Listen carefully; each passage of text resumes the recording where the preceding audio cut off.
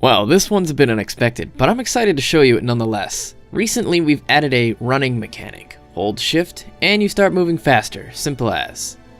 What was intended to make the game feel a little better instantly gave me some ideas on how to spice up gameplay.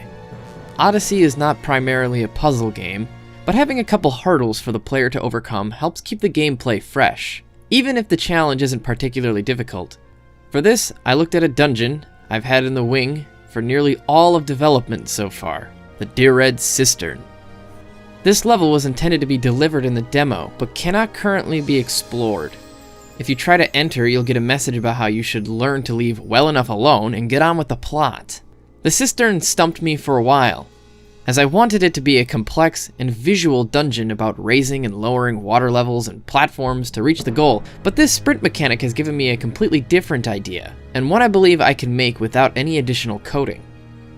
For this new version, the goal is still to reach the end, but you'll need to hit a series of switches which raise platforms the player will need to sprint across before they sink. Could not be simpler.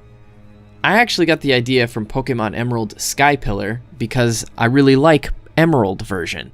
But how do we accomplish this goal without extra programming?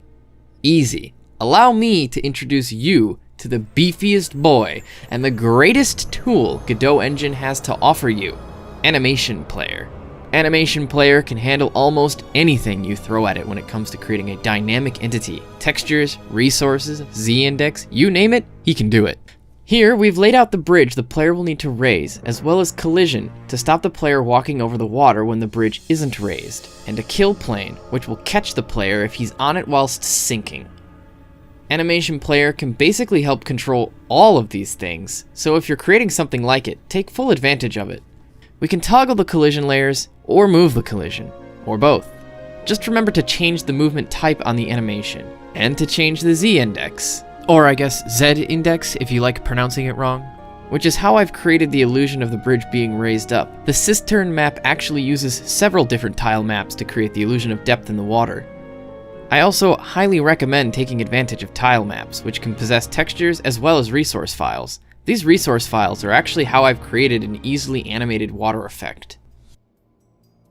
So all in one single animation, we can raise the bridge, keep the bridge raised up for a period of time, and sink it back down, all while replacing the necessary collisions and putting the player back at the starting point to try again if they fail. There's also a second animation which doesn't sink the bridge for when the player has reached the end and needs to backtrack. Animation Player can also control the transparency of different particle effects, which is how I've easily created a particle system of the water being raised up around the bridge. It's pretty elementary right now, but I intend to do more at the finished product. The only thing Animation Player did struggle with is function calls for sound. That you'll probably need to make something for.